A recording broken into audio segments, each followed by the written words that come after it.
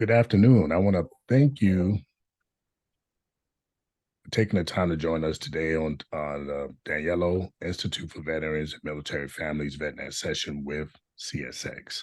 My name is Ken Mays. I'm the IVMF Employee Relations Navigator of the IVMF Employment Support Services, and it is my distinct pleasure to introduce our esteemed guest for today. Our guest is actually a veteran from the military. He is a seasoned professional in the field of talent management and has been instrumental in advancing CSX's commitment to supporting and empowering veterans in the workforce. As a veteran himself, he also brings a wealth of experience and expertise and is a driving force with CSX initiatives aimed at attracting, hiring, and retaining veterans and military spouses, also leveraging unique skills, dedication, and leadership qualities to benefit our military community. Throughout his tenure at CSX, he has not only developed innovative programs to assist veterans and military families transitioning into civilian careers, but has also fostered a culture of inclusivity and appreciation for the immense value that military affiliated talent bring to the workforce. With his wealth of knowledge, dedication, and passion for his crucial aspect of talent management, he is a true leader in this field. We are honored to have him share his insights, experience, and best practices with us today. I'd like for you to join me in welcoming Brian Morgan, the Senior Talent Advisor at CSX Corporation. Brian, the floor is yours. Hey, Ken. Thanks for the awesome intro. And welcome, everybody. And thank you so much for taking the time and having me as a guest speaker. O2O has been an incredible organization to work with, and I'm just eager to share a little bit about CSX. I see I actually see some common names. I've actually met a handful of you guys already trickling in, and I'd like to say hi to Sean. He was our old coworker as well. So very close community. I'm looking forward to sharing. And throughout, at the end of the presentation, we're going to have a Q&A, so feel free to ask. And as well, I'll say this many times throughout the presentation, my aim is to help anybody interested in working at CSX that's a veteran or military spouse. So if you want any kind of one-on-one assistance, one-on-one call, feel free to reach out to me. We can set up a 30-minute time or hour call or anything. We can do a screen share, review your resume, go over a little bit more of a one-on-one meeting, and answer any like firm questions that you have that you may want a little bit more privacy asking and reviewing. But I'm an open book. I love working one-on-one with veterans, so feel free to ask. Don't be shy. And Hendricks, if you read that, he really does believe the employees are the heart of this company. If you ask anybody around, if you go on LinkedIn, you'll see some messages from Joe. He's incredibly active on social media and promoting our culture of our company. He's taken the reins of the company, and he really has jump-started the culture. Everybody's excited about it, and he believes in collaboration, and he's really the driving force behind what we call One CSX. It's our initiative to just everybody kind of mend and partner and work together and drive our company into the future as one entity. And a fun fact, Joe is actually the first Class 1 railroad CEO that did not come from inside of the railroad. He was an executive vice president at Ford Motor Company, and he worked there for around 30 years. And Ford is a huge client of ours. So he had a keen insight into how, we work with our customers and client bases, and he's using that. Oh, okay. Thanks for the heads up. No, he is using that to really just try. He used that insight knowledge to help us kind of interact with customers. So he's very customer centric, and he's really helping our team evolve in that space.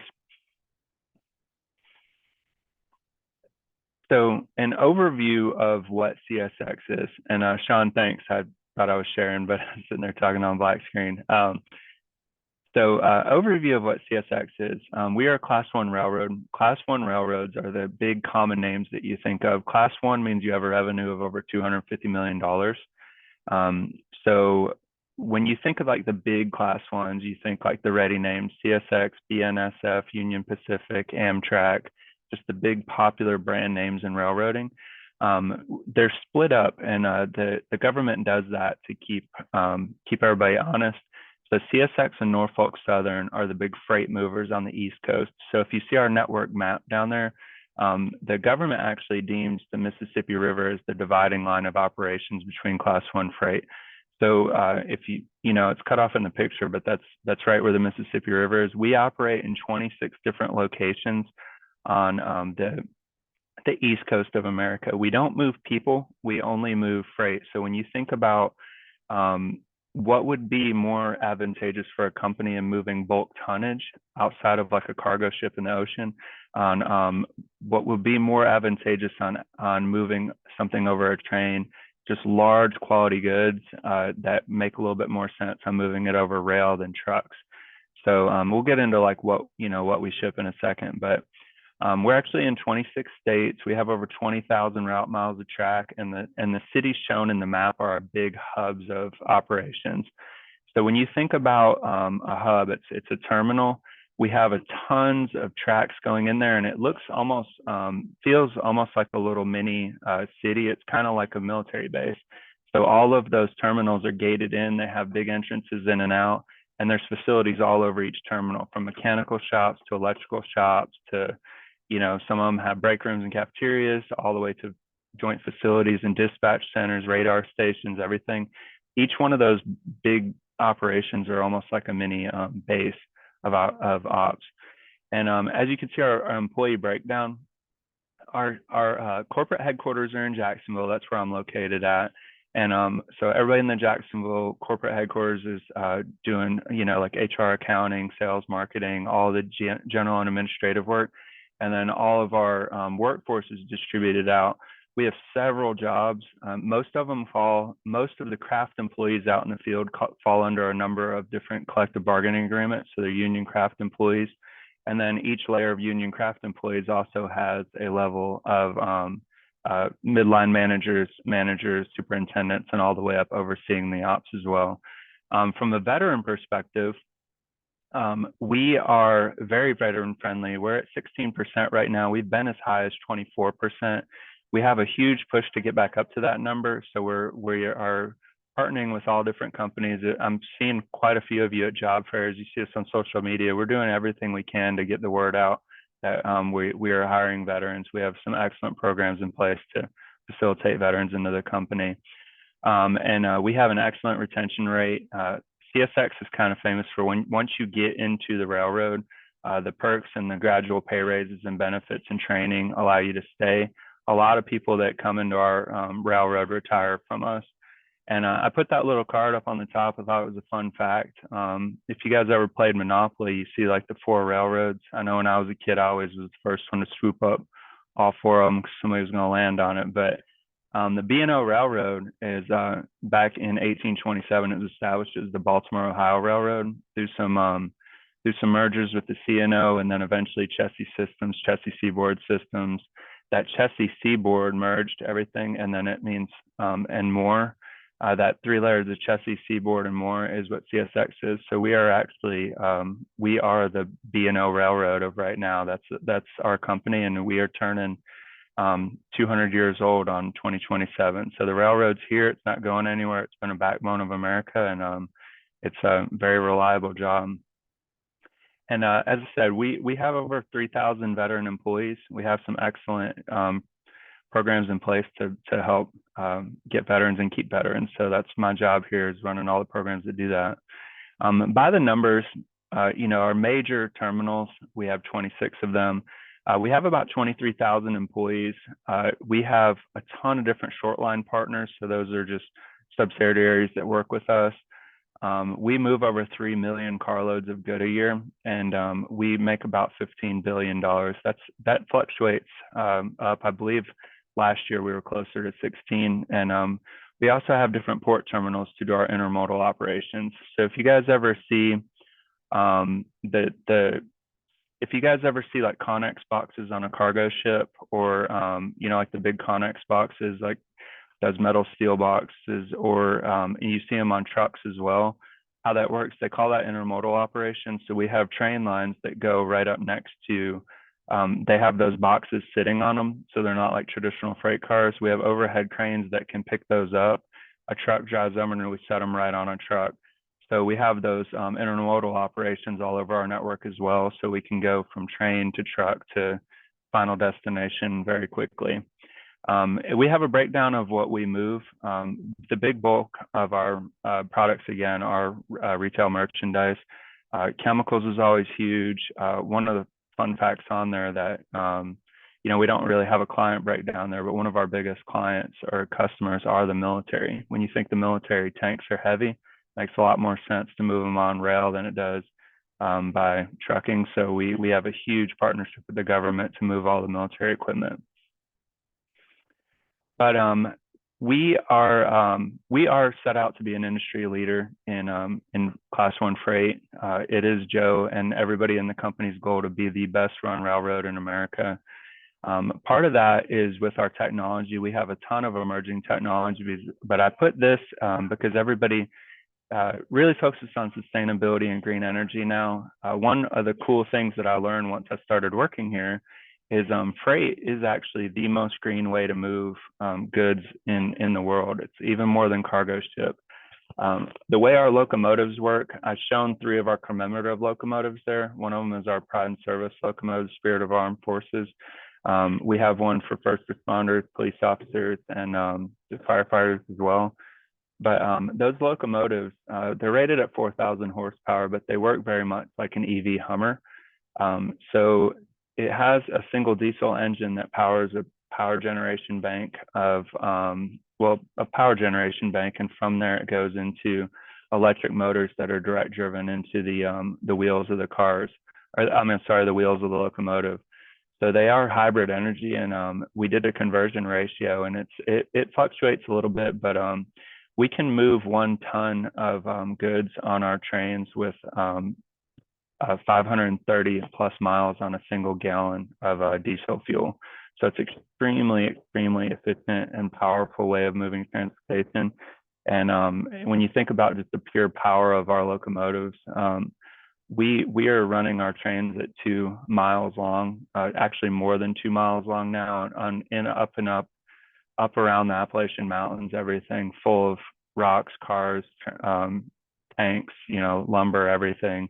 And these locomotives pull it with ease. So it's extremely efficient, powerful, just awesome way to move goods around America. Kind of going into the values and behaviors, like where we actually stand at a company. We put number 1, safely. Just like the military, overall goal in working in any industry and industrious environment like that, it is a job, it's a career, it's out there to make money. But the overall goal is to go home safely to your family, your wife, your kids, your husband. And we promote safely at the highest level. Anywhere in the interview process, that if you're not taking safety at the utmost importance, anywhere in your training, onboarding, anything, if you play with that, we are going to turn you away from a career here. This is not like any other industry where they kind of scream from the mountain that we're safe, and then we just kind of like bypass and cut corners. CSX really does take the time to do the job right. Everybody is graded on safety, and it is our goal to never get anybody hurt. And we have a pretty immaculate safety record on that. And anybody that we bring on the company, we're really hoping that we can keep that going. So that's something that we look for. And with veterans specifically, everybody here has been in an unsafe environment at some time in their life, and we want you to carry over that mentality, bring it to our company. If you can see too, I'm not going to read through every one of them, but every one of those, to me, I'm a veteran, and every one of those transpire and reflect my veteran service pretty almost like a mirrored version of what we did in the military. Growing through service, working with your teammates, building your career, helping them as you go, leading with passion, integrity, and really creating that one CSX future where everybody's working together to create a goal. If that doesn't speak like one of your old military departments or divisions, I'm not sure what is. And then on the bottom, strengthen our communities. We have a lot of initiatives to always give back, and CSX, depending on where you live in the world, if you live in Jacksonville, you have to know CSX. We're a stable of the community, but anywhere you go on our network, people know CSX. Some of the towns that we operate in, like Cumberland, Maryland, Waycross, I mean, they are railroad towns, and we are constantly out in the community building homes, providing shelters. I mean, giving back on every way imaginable to the community. We'll go over some of that, but if you guys ever research our Pride and Service initiatives or just any kind of initiative, you'll see we are very active in our communities. With building a one CSX culture, I wanted to talk about, or I wanted to touch on DE&I. We have every intention to be more diverse. We're constantly partnering with organizations to increase our diversity, equity, and inclusion. We just launched an entire CSX Academy. With that is a ton of D&I training. We are partnered with Hiring Our Heroes to help hire military spouses, Blue Star families, and we work with a ton of different HBCUs. We have just a huge initiative to help bring that one culture forward and see that diversity of thought in action. And it's a constant effort of ours and constant project. It's a big initiative right now, and it's going to stay a big initiative. With that, kind of leading into the helping diversity, we want to foster collaboration, and we take just as much pride in retaining our employees and welcoming them and providing a working environment that's conducive for them once they're in than we do recruiting them. It doesn't make sense to recruit people if we can't keep them. So we really are fostering a collaborative work environment. One of the cool things here are, like a lot of other companies have them, that we have business resource groups. When you come into the company, you have open access at any level to join our business resource groups, and they're very active in the company.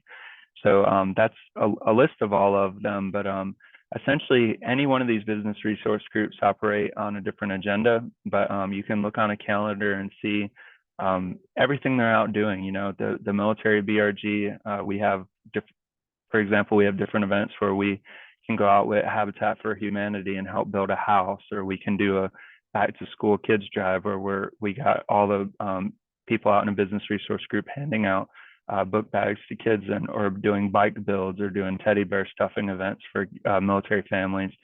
But any kind of stuff that you want to talk about and collaborate on, and we have monthly meetings, bi-weekly meetings, anything. If you can bring it up to, like, if you're, let's say, the women's business resource group, if you can go in there and say, hey, like, this company specializes in posting job boards or stuff to help us attract more veteran or more females to the workforce, or more certification opportunities or anything. All those different conversations behind closed doors happen in these BRGs, and we want people to come in the company and actively contribute. I'll give you a good example. In the military business resource group, we meet every month and we talk about different benefits that we can give veterans, and that's one of our pay differential conversations happen from that. And we're constantly evaluating our military leave policies, everything. But those conversations initiated in there from employees' voices in the company. So this is a great thing that we do for our employees. Leaning into kind of some of the benefits. You can look on our website and see some of the benefits that we offer as a company. We had this wheel. I've always been a big believer in learning and developing and fostering growing employees. One of the coolest benefits that we do here is our tuition reimbursement grant scholarships. So as a company, we actually have corporate partnerships with a lot of different schools, and that's expanding pretty rapidly. But for example, we work with University of Arizona, and I mentioned this at veteran events and stuff because a lot of people have their GI Bill, or they're debating whether or not giving that to their spouse or children. One of the cool benefits here is we have a whole list of colleges that you can do free tuition in, just because we have a corporate partnership with them. So for example, at University of Arizona, if you come in, you're a CSX employee, you get to go to college for free at University of Arizona through your bachelor's and master's program. Or if you came in with student debt, much like a 401k match, we can match your payment. So like if you paid 5250 a year toward your student debt, we actually match up to 5250. If you want to go to school at a different school that's not one of ours, that's what we can contribute to help with that. But some of our we just have incredible benefits on how we match that stuff and develop our workforce. And one of the cool things there too, as you see on the bottom right, the online courses, we actually just launched a formal academy. We call it the CSX Academy. And what that is you can go online on like CSX, like once you're an employee, and pull up a whole list of classes. You pull up everything from like executive presence or public speaking to like STRM certification preparation, project management, Lean Six Sigma, just a whole growing list of different classes, and they're instructor led. So you can log on there and be like, hey, I want to attend Kent's class on public speaking for executives or executive presence public speaking. And you go in there and it's a class of 30 coworkers from all walks of the company. And they're in there in that 2 or 3 hour class. And then once you do it, you get up and practice public speaking, you get like a little, like on your CSX profile, you get like a little trophy, kind of like you attended Kent's class that day, you get a certificate, and you can just there's hundreds and hundreds and hundreds of classes that are available to kind of help you foster your growth inside of the company. And that also gives you a chance to hang out with people that you wouldn't normally hang out with on a normal day. Kind of going into what I was talking about our giving back to communities, our big signature program, and I really do urge you guys to look online, and if you want to look on LinkedIn, YouTube, anything, look up the CSX Pride and Service. That's our signature logo. Everybody has those blue shirts with the Pride and Service logo and the gold star in the middle. We have a ton of different partners that we partner with on a philanthropic effort. And this is our company-wide initiative to give back to veterans and first responders. So the 5 logos there are signature partners. Those are huge partners that we are very, very active with on everything. So Wounded Warrior Project, if you ever heard of the Carry Forward Run, we do the City Carry Forward runs. We do the Salute to Service in the Jaguars game. We Blue Star Families will actually launch chapters. So we actually physically launched a chapter in a city. So we've actually launched 9 different chapters. So all of our veteran employees in those cities, as well as all the veterans outside of the company, can go there and actually get financial assistance, get any kind of assistance they need. Operation Gratitude, if you guys have ever been on deployment, I'm sure everybody on this call has been on 1 or 2 deployments, but you get the little box, the Operation Gratitude, the care package. We've packed thousands and thousands and thousands of those at CSX. This slide doesn't really do any major justice, but I'm telling you, go look at it. This was the most alluring thing for this company when I was looking at CSX, and I was so excited to be a part of it once I started working here. These are huge, huge events for 200, 300, 400 employees. They're all wearing the blue shirts, and it's a really cool, refreshing day to go out and see, hundreds of our employees just going back and donating their own time to give back to the veteran community. So this isn't just a veteran recruitment effort. We really stand and practice what we preach. We're really trying to give back to the veterans and first responders that help us every day and help us maintain a company. Those are a little snippets of the pictures. Again, that's a tiny snippet of one of our care packaging events. If you look online, I mean, we really rent out like entire baseball stadiums. I think the last one in July, we packed over 12,500 care packages in the same day. So it takes a fleet of people to do that. But again, you can see a little snippet of everybody wearing the blue shirts. And you can see some of the numbers there. We've held over 1,500 of these events since we launched, and we're coming up on our 5-year anniversary right now.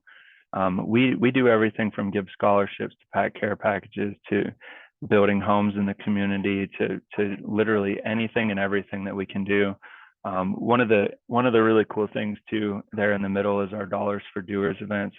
Even if the company as a whole isn't involved in one of these programs or anything, we have a whole open program that if you're out doing community service, or you want to bring a company to our attention to do that, we actually have a dollar for dollar match. Like if you want to donate to something that's near and dear to your heart, or put a suggestion in that we expand into that, we have a whole online portal for employees to do that, and it's a really cool way that we keep expanding into our reach in our communities. But I don't want to bore you guys with benefits. We offer all the major benefits that big companies do. We do full healthcare, dental, all that stuff. I talked about the tuition reimbursement. One of the really cool things here that we do, if anybody is still interested in continuing in the reserves or the guard, we do full pay differentials, and we do the benefit allotment throughout. So what that means is, like, real easy math. If you're making $100,000 salary with CSX and you get deployed for 6 months to let's say Kuwait, and on that deployment you're making 60,000, we kick in the remainder of the 40,000. So like you have no lapse in pay. So it's like your lifestyle isn't changing just because you're serving in the military. So we do 100% pay differential, and that's up to 5 years, and you can maintain your 401k allotment, all your benefits and everything in the way. And then on the top left, one of the big differentiators that working for a railroad, and whenever I said class 1 railroad, that's how it plays into. When you work for a class 1 railroad, so again, that's Amtrak, BNSF, Union Pacific, us, Norfolk Southern, all of the employees for a class 1 railroad, you no longer pay Social Security tax. So it kind of weirded me out whenever I started working here. I didn't see like federal Social Security tax taken out of my paycheck. You pay into a government retirement fund, and that's called railroad retirement. Railroad retirement works very much like a pension, but it's a joint pension shared amongst class 1 railroaders. So everybody stops paying federal taxes and it goes into the railroad benefit. And then once you retire at the legal retirement age, or 30 years, instead of pulling Social Security, you can pull from the federal railroad retirement. And railroad retirement benefits far supersede Social Security, and they pay out on a tier 1 and tier 2 basis. So what that means is that it pays you and your spouse, and then if you pass away, the benefit rolls over to your spouse until they pass away. So I want to say the normal joint tier 1 and tier 2 benefit, I want to say it was close to $5,000. I think it was like $4,900 a month, when the normal Social Security was closer to about $1,400 a month. So it's an amazing benefit that you can get if you get in the company and decide to stay in the long run. It's a federal sponsored, it's basically a federally sponsored pension to urge you to stay with the railroad for a career. And yeah, I think that's fun. I just kind of wanted to open it up for Q&A. I know Ken is can take it from here. Yeah, excellent presentation, Brian. I learned a lot about CSX, man. That's some excellent benefits, that 5250. So that'll be the first question. Is that tuition reimbursement, or is that one time, or is that just something you could do annually? Yeah, it's either or. If you come in and you want to, so the 5250 revamps every year. So if you decide that if you come in with student loans, you can use the 5250 to pay off existing student loans. Or if you want to go to your master's degree or doctorate degree or anything like that, you can use the 5250 to pay the college directly. So I'll give you an example. I've really been looking at going back to my doctorate, and through the University of Arizona partnership, with all the technology fees and everything involved, like a doctorate is like 85,000, very expensive. But because it's one of our sponsored colleges, they take off the $15,000 technology fee, they waive the book fee, and then they give a 30% discount just for being a CSX employee. So it knocks it all the way down to like, I don't know, 60,000 or something. And then, it knocks it all the way down to like something like that. I gotta look at it again, but it knocks it big from 85. And then with the 5250, it basically knocks it to 12,000 a year from 85,000 and over 4 years. But in my case, like the 5250 would have been used to assist with tuition. So essentially, like I would be able to go to an $85,000 doctorate program for $6,000 a year. Um, so in that case, I'm not paying off my student loan; it's paying it forward to something else. But if you wanted to go to private certifications, or if you wanted to go to any college that's not under our approved vendor list, you can just use that to offset the cost. So it's an amazing benefit. Yeah, definitely sounds like a great benefit. So when we see railroads and we think about railheads from, I know back when I was in the military, railhead, that was big time. Either you were pulling guard duty or you was loading up material on the railhead. Is there any requirement for any type of railroad experience to apply for a CSX position? And, we have really strived to eliminate any like formal requirements for military employees. So you'll find in all of our job postings, we actually have a statement on the top that says, we value military service and we striving to create a more diverse workforce. And on basically every qualified question, it says minimal qualifications. On more than 90% of our jobs, we've been able to alleviate any kind of formal certification or education. And it says like, or relevant military experience. So a great one that I see on all the job postings for like our operations managers, it says like 5 years of operations experience in a class one railroad or major transportation industry or the U.S. military. So we've and then if you apply to any one of our jobs, you'll actually see this question. There's a standalone question in all of our job applications that says, well, it's actually a statement. It says CSX values military service, and we strive to give reward veterans for their service with meaningful careers in our company. And it says, have you ever served in any branch of the state or National Guard?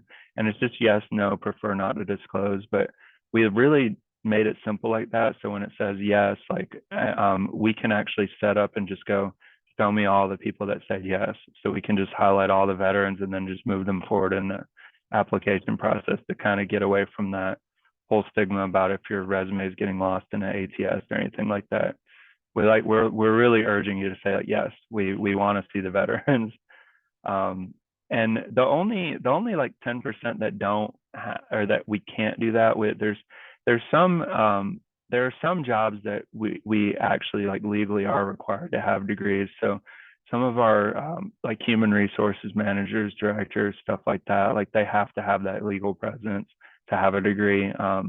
We have lawyers that are required to pass the bar in their state, and some of the accounting jobs. But outside of that, like a lot of the operations jobs, the vast majority of every role in our workforce, we're willing to train or hire for military experience. With such advancement in technology, can you talk about the IT or cyber opportunities available at CSX? Yeah, we a lot of people would never equate, and again, I say this on all the job fairs that I go to. I would have never equated some of the jobs that we actually have with the railroad. All I saw was a railroad just passing through, I thought a conductor, and which is a great job too. But with the technology in downtown Jacksonville, we have our big corporate headquarters, and if you've ever been to Jacksonville, you'll notice our building because the whole city skyline of Jacksonville is like bank, bank, bank, bank, bank, insurance companies, and then way over on the left is this giant building that says "How Tomorrow Moves." That's our corporate headquarters. But in the parking lot of our corporate headquarters is a twin building. It's the same size, but it says 500 on the top. That building is actually our IT building. So we actually have about 2,500 IT folks in our company. So if they're not working there, a lot of our IT roles have actually opened up to fully remote. But to answer your question, I mean, we have everything from systems engineers to sysadmins. We have a network operations center on the west side of Jacksonville that is essentially our data center. So we have network technicians that work in there. Anybody that has experience with network communications, we actually have a lot of those roles. We say like we prefer a Net Plus or a CCNA. We have a huge investment right now in using AI.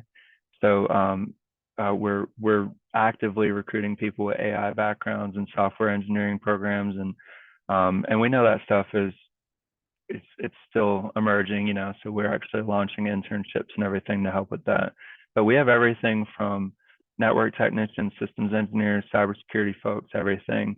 The IT jobs are, you know, they're come and go. I looked at it today. We have a systems engineer open. We have a systems administration role open, but every 7 days they rotate. So what I would urge anybody on the call that's interested in working in IT, just you can go on to csx.com and put up for a job alert, and all you got to do is just press technology and put in your email, and then anytime that we list a technology job, it'll email you and say, hey, this fall under your search criteria. Yeah, it sounds like CSX has a lot of outstanding employment opportunities. If there was one thing about CSX that you liked the most, which would it be? I really like what we are doing to build the well, I like the Pride and Service Initiative. I'm a veteran. It really does mean something to me to go out to some of these events and just see the impact that we're having out in the community. I mean, I've been in part of companies that kind of, you know, like do volunteering events and stuff, but when you see the sheer size of the Pride and Service Initiative, we have a minor league baseball stadium here called the Jumbo Shrimp. Everybody laughs at it. It used to be called the Suns. I don't know why they swapped their name, but when you go in the Jumbo Shrimp Stadium, when you walk up on a baseball stadium, that whole mezzanine level that splits the upper deck and lower deck, we had a you know, we have big balloon arches, everything. I want to say the last one we had was the Christmas in July through Operation Gratitude. We had over 550 volunteers, and they had music playing on the PA speakers. We rented out the entire baseball stadium, and we really did. It was really something seeing our company pack over 12,000 care packages just for, and that's solely volunteer hours. So when you see the culture of the company, they really do embrace veterans, and everybody in the company is trying to give back to veterans. It's not just a like marketing play. I mean, it really is like the company is heavy veteran preference and or presence, and they're constantly striving to figure out ways to give back to veterans. So, Brian, Walter asked a question about remote positions. I know you did mention something about remote for the IT roles. So, if you can kind of reiterate and hit that one again. And then also, are there any opportunities for any medical professionals within CSX? Yeah. So yeah, twofold. And we just revamped our remote working policy. Actually, it's great timing. We officially launched that this week. So we had a lot of groups that were veering off into remote, somewhere in hybrid. Depending on the business unit in CSX is dependent on if it's remote or not. So the general gist now is if you can do your job without, you know, like needing a team collaboration, like if you don't physically like need to be in a collaborative team environment, we've kind of expanded that now to offer remote work.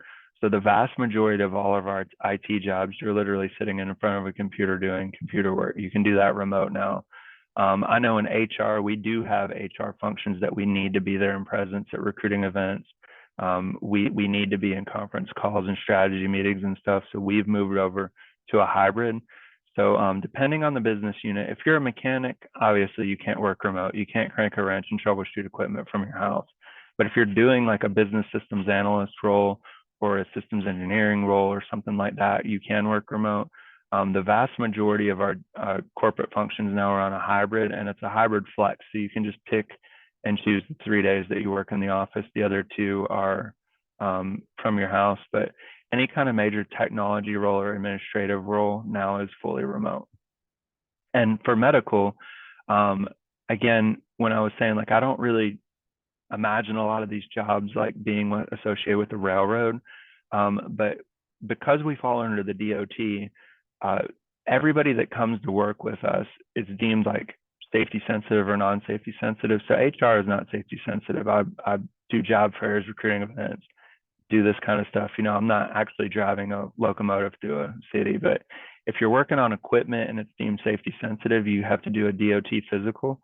So the DOT physical, you go and do medical testing. Some of them even do EKGs, but it's much like getting a sports physical before they say like, hey, you're good to go. All those results come back in our post offer process, and we have a huge medical team that actually goes over all that stuff. So if you log online, I want to say right now we actually have nursing roles open. So they have a kind of twist because they're called nursing case analysts, but that's what they do. We require them to have medical backgrounds to do the drug tests and physical evaluations. That is great, man. You guys got it all figured out, huh? Yeah, I mean, well, it's and again, those aren't going to be like massive, massive teams of like 80 nurses, but I want to say that team is up to 5 to 10 people. So and those are and they kind of move around, but those are like the direct nurses, and then we also have compliance roles that once you sign a job offer, all of the testing, all the scheduling, everything goes through that compliance team, and they actually work hand in hand with the talent acquisition team. So we have those roles open all the time as well. So Yeah, another question that popped up is are your roles union affiliated or are they W-2 roles or contracting roles? yeah, so we don't have a lot of contracting roles. When I was saying the locations of the 26 different like hubs, we call them terminals, but terminals are yards. Um, each one, if you think I'm a Navy guy, so I kind of use the Navy vernacular a lot. It really does look like an org chart of the Navy. You have a superintendent that oversees the entire place. So when you think of like the hierarchy, you have management out in town, and then you also have union craft employees. And they're actually even subdivided into departments. So for example, like the mechanical department is the actual train. So it's like the locomotives and the freight cars. So all the mechanics and technicians that oversee all the different components of that are craft, and they fall under a handful of different collective bargaining agreements. But then like the shift supervisors that oversee those immediate technicians, those would be management. And then, we have different layers of management that oversee like huge parts of the yard or a whole terminal or anything like that. But 85% of our workforce is going to be craft, and we have a whole list of collective bargaining agreements they fall under or different unions. So like virtually everyone that's working with electricity falls under the IBEW. The in class one freight, in class one railroading, cars actually have their own one called the Brotherhood of Railroad Carmen, so the BRC. So if you guys look online, you can see some of the jobs have, and this is the easiest way to tell if they're under a bargaining agreement or if the craft or management. If they have a pay rate listed online, it's a craft role because it's non-negotiable. So like a Carmen, or like a diesel locomotive mechanic makes 37.80. That's what they make. They can't negotiate it because that's nationally bargained with. But if you look at like a human resources business partner, it falls under a range, and they're going to set your pay rate depending on your experience, education, certification stuff. But to kind of elaborate a little bit farther into that, if you get on with, and again, the big bulk of our roles are those union craft roles. All of those roles, when you get hired, it's literally, again, it coincides just like the military. So if I was getting hired on as an electrician or an electronics technician or a carman or anything like that, I actually start my job in a cohort training class, and it was very much like Navy A school. We actually own a vocational school in downtown Atlanta called the Railroad Education Development Institute. Everybody here calls it REDI, REDI. But so like if you and I were both hired on as a mechanic, we wait for about 28, 29 other mechanics to get hired on, and then all of us start in the REDI as a cohort, and we'll go through that REDI cohort as a class, and that class goes for about 5 weeks. So everybody starts their training and gets like 5 weeks of systems training as a cohort. So it's cool, be like, hey, Ken, where'd you get hired for? You're like, Cincinnati. And I'm like, okay, well, I'm going to Jacksonville, but we hang out there for a month, and then we go back to the terminal that we actually got stationed at. That's great. Yeah. And it's and REDI training's Monday through Friday, so it's very much like a tech school. It's 7 to 3, and you're off on the weekends, and we pay for the hotel and everything while you're up there. Now, are you being Mm-hmm. compensated during that as well? Yep. Okay, that's It's great. fully compensated from day one. So we're really looking for, like, the lack of better terms, we're looking for the buff, and then we use the ready as a kind of chisel. And the ready really is cool. I want to say it can house up to is a big facility. I want to say it can house up to like 300 students. But there's different classes, So like I gave the example of mechanical. So there'll be a mechanical cohort going on. There'll be a operations manager training program going on. There could be engineering going on, and you're walking down the halls and you kind of peek in the classes and you see a big board of like an electrical schematic, but then you can keep walking and you open up a room and it's a big high bay, and it very much looks like Tulsa Welding School. They have like 16 welding booths, the exhaust hoods going through the wall and everything, and you can go out back and there's literally like real trains going back and forth, and they're showing them how to do switch tracks and stuff. So it's a So, huge, or yeah, I mean, it's huge cutaway, like just vocational school. great deal. Yeah. So you say a lot of people that come and work for CSX, they usually stay until retirement. With that being the case, can you share with the group how many years do you have to work to actually be vested at CRX? Yeah, so the railroad retirement is it's kind of a it's 3 years for the 401k, because we do 401k matching and everything. So that's our company actual, retirement 401k, much like every other company. But because it's a class one, the retirement pays out at retirement age or until you hit your 30-year mark, um, which which I was saying, that's kind of like a federally the railroad retirement's a kind of weird benefit to talk about because it is federally funded. We just get to kind of get advantage of it because we're a class one railroad. But you're funded into class one rail retirement after 10 years, but there's a break even point, because I get asked that a lot. Like, it's like, hey, well, I already worked a big bulk of my career in federal Social Security. Well, if you were just to stop working today, you'll have a number that's deemed your Social Security. So when you retire, it's like, hey, Ken, you'll earn 28.56 or something, right? If you worked for the rail for like 12 years and you just decided, I don't want to do this anymore, you could be like this, and you can actually draw dual benefits. But there's a break even point that the government uses a little analysis with. It's like, hey, you just crossed over. We're going to drop Social Security because it's going to behoove you more and you're going to get more on this benefit. But like I said, I pulled the numbers because I do like to talk about that.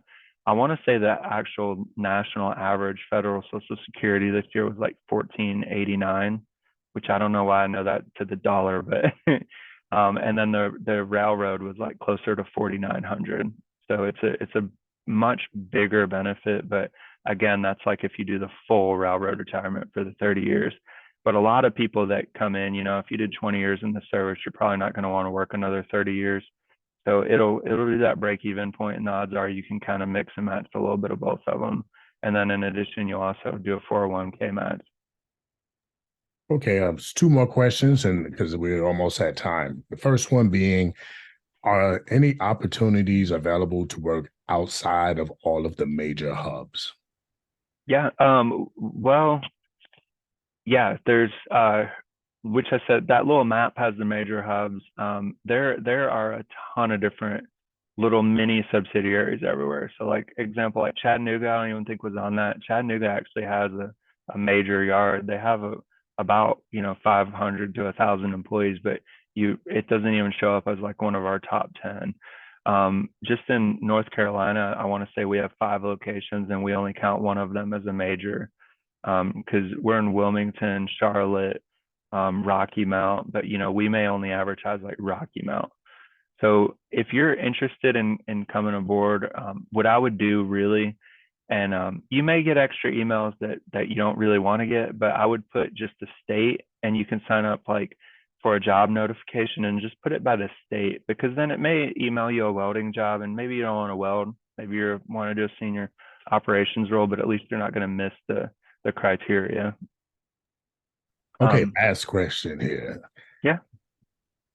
Does CSX do business with veteran-owned businesses, entrepreneurs, kind of like from a supply diversity standpoint? Would you hire an entrepreneur to as a vendor with CSX? Yeah, but again, that's not on me, which I already kind of figured you. If you go on the CSX website, there's actually a link where you can. It's under the same part of the website that you can say like, hey, it's the corporate giving center. Like you can say, hey, I'm a charity and I'm requesting like a donation for this. There's one in there that you can put a business request and actually be a vendor and actually do business with CSX as a veteran small business. Want to, yeah, go ahead. Yeah, that's a great answer. As I mentioned, we're coming up on time, and you've done a great job sharing so much about CSX employment opportunities, the corporate culture, the philanthropic support that they provide to the community. I've seen these trains all over the place. I'm a Brooklyn, New York guy, and there's a lot of train yards in New York, but I've never done any research about CSX. But you don't know what you don't know, and now I know definitely. So what we're going to do is pass it back to Cassandra, who's going to close out this webinar. We thank you for an opportunity to speak to our audience, Brian, and I definitely will be in touch with you.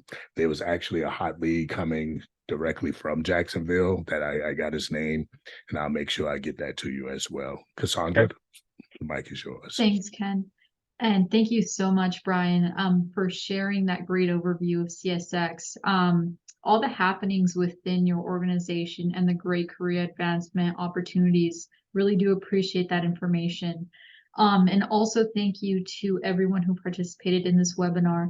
I want to let you guys know that this webinar is being recorded and will be available to watch on demand this afternoon. So you will be receiving an email with this linked webinar and also all the corresponding links that were filtered right into the chat.